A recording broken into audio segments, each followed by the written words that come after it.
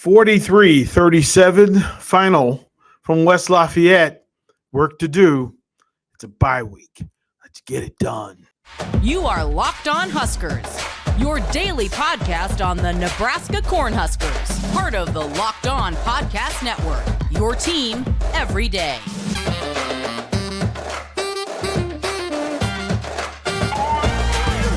Hey everybody, I'm Derrick Pearson, DP from Lincoln, Nebraska. 93.7 The Ticket here in the middle of the country. And thank you, folks, for joining us for Locked On Huskers, and welcome to Locked On Sports. I would ask a favor of you, if you would mind, please like, subscribe, share, get the alerts. Do those things so that when this podcast comes up and there's new information, you get it right away. That is the base and purpose of Locked On Huskers and what we try to do for you. Thank you for making Locked On Huskers your first listen each and every single day. Brought to you by BetOnline. BetOnline has you covered this season with more props, odds, and lines than ever before. BetOnline is where the game starts. A couple of things in play just to remember. Like, subscribe, share the podcast. Let folks know what's happening, folks in your Husker circle. Let them know what's going on, and share this podcast along the way. The story from Lincoln's perspective, the fan base was here watching this and found itself leaning into this team. That's important because there were questions that existed about this team, offensively, defensively, special teams, administration, coaching, and other. What we now know is that this is a group of fighters. A 43-37 final. Purdue gets the win in West Lafayette. And on a weird Big Ten day where new potential matchups kind of came to play and new identities of these programs came to be known, we had questions. What's the offensive line going to be like? You go into a game where you're minus another starter. A third starter goes down for the Huskers. And it shows up. Also, down a running back, Gabe Ervin, wasn't ready. There were a lot of players that were not in play for the Huskers. Omar Manning didn't make the trip.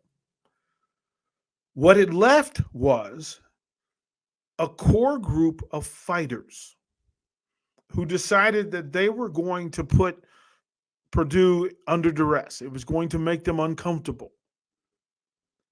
There were a lot of things in play, but question one was how this offensive line was going to play. And with a different lineup, you got some first starters in this group. So it was important to put people together and see how they work. But pressure was applied. Misdirection was put in play. But this group of offensive, the group of five or the group of six that played, we saw some Brant Banks as well. We got some first starters in play. What they did was hold forward enough for this skill group from Nebraska to get it going. Now, we weren't satisfied. Nobody was satisfied with the running game Saturday night. The numbers weren't good. The numbers weren't close to being good.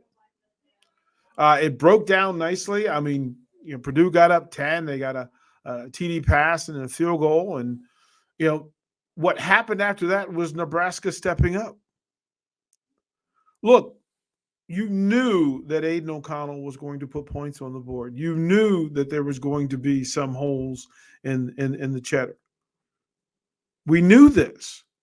And then you get the pregame concerns over who was going to start up front and who was going to give balance. Who was going to fill in for those additional carries? Well, we got an answer. We saw Ramir Johnson for the first time carry the ball in a few weeks. We saw Gabe Ervin in short yardage and then punching it across for a score. We saw Travis Vokalek, which was a big question in the pregame. We asked the questions before. What was Travis Vokalek? What was his impact on the game going to be? And the big man made big plays in space, pushed some of those Boilermakers around, created some opportunities, captivated some safeties' eyes so that they couldn't focus entirely on the skill on the speed players outside. And what happened from that? They struggled in the run game. They brought extra bodies downhill. They wanted to. They made the plan. Anthony Grant was not going to beat them. It wasn't going to happen. Give credit to Casey Thompson for pulling the ball down and getting a couple of key runs. Give him credit for that. It makes perfect sense when you think about it. But here are the numbers that meant the most to this offense. In the best receiving day that Nebraska has had ever, 13 targets, 7 receptions, 237 yards, and 2 TDs. 96 yards after catch for Trey Palmer.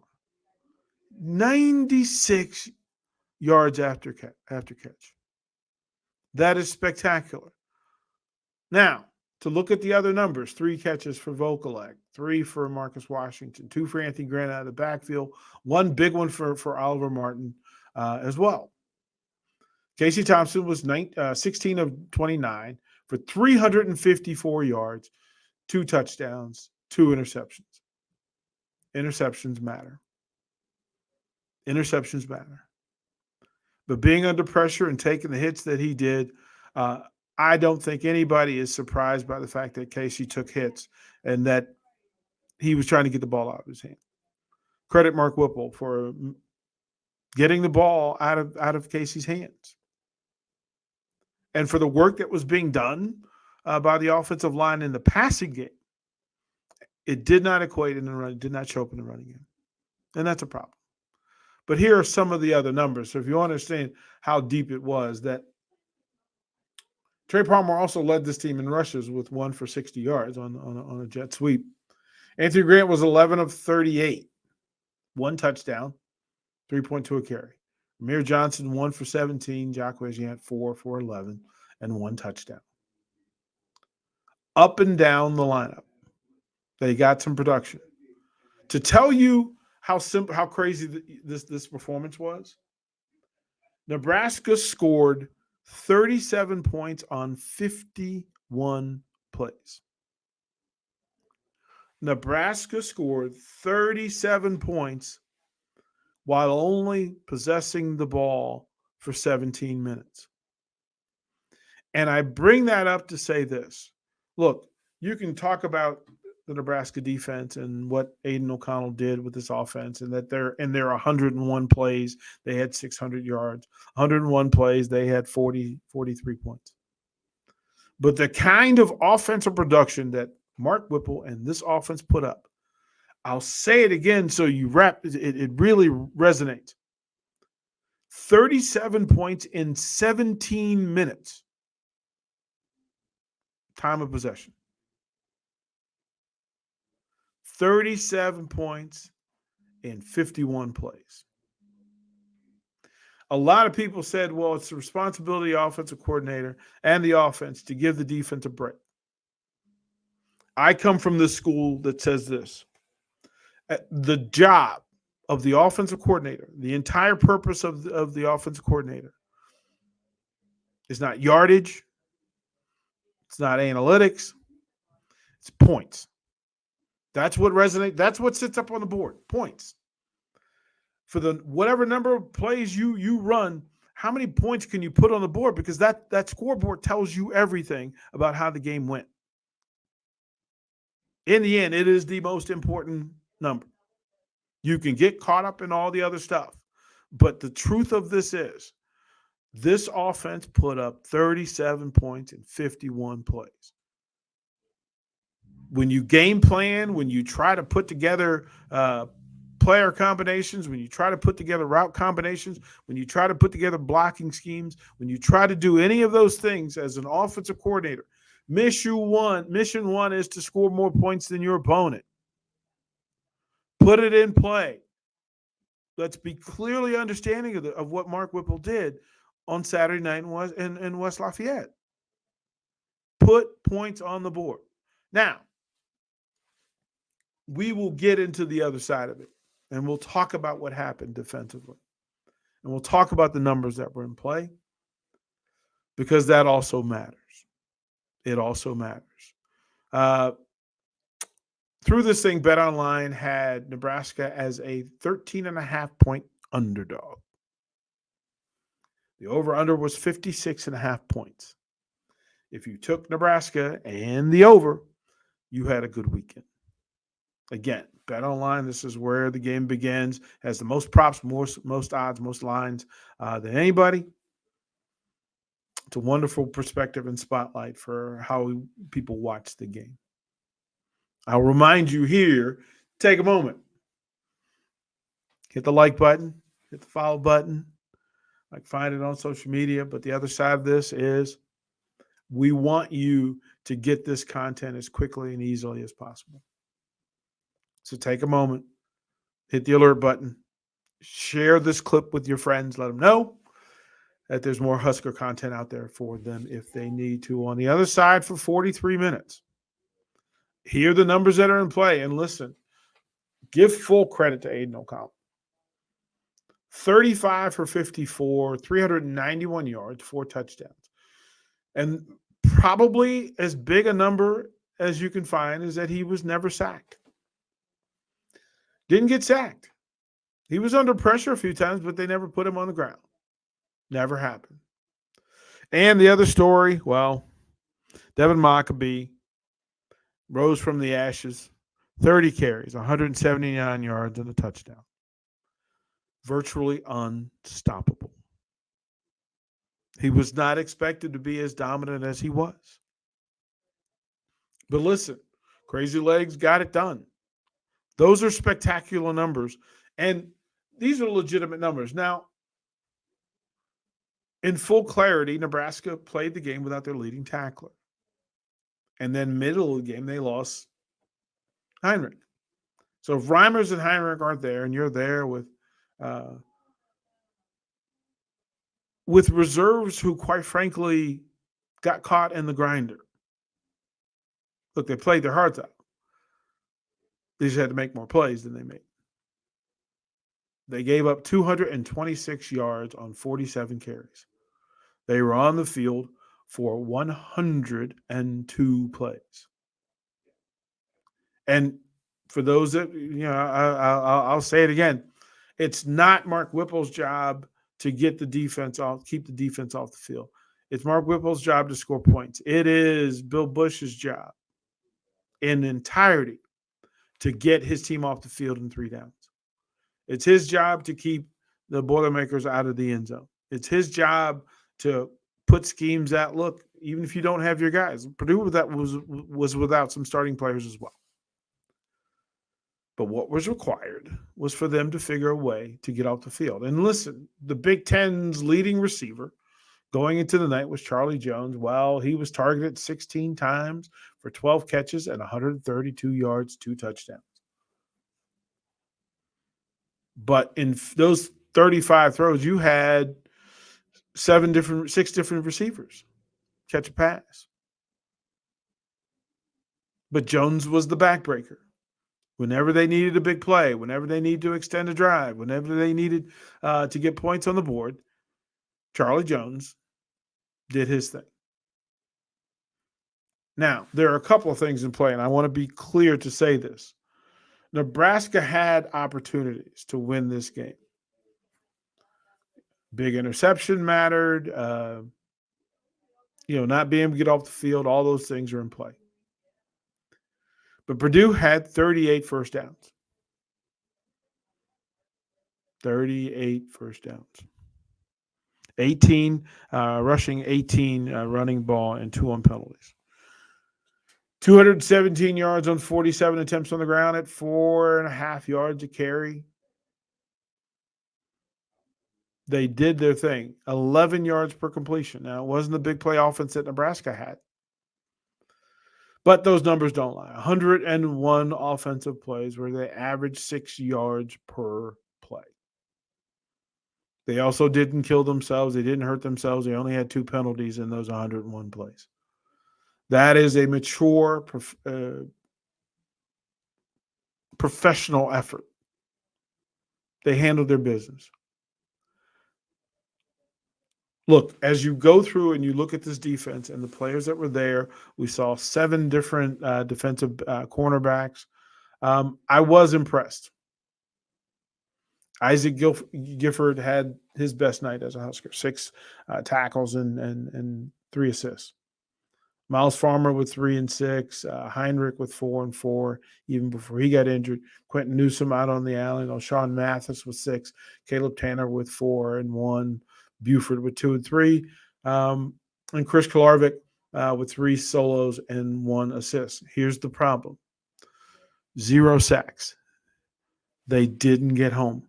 They never got home, and that's problematic, especially in the Big Ten. As this thing evolves and the next version of the Huskers will be a different version, we can honestly say that this team is much better than it was 4 weeks ago. This team is more efficient than it was 4 weeks ago. It's more explosive than it was 4 years ago. It's more united 4 years ago, and it's deeper than it was 4 weeks ago. Shout out to the special teams. A block punt, made field goals, negative yardage on returns for Purdue.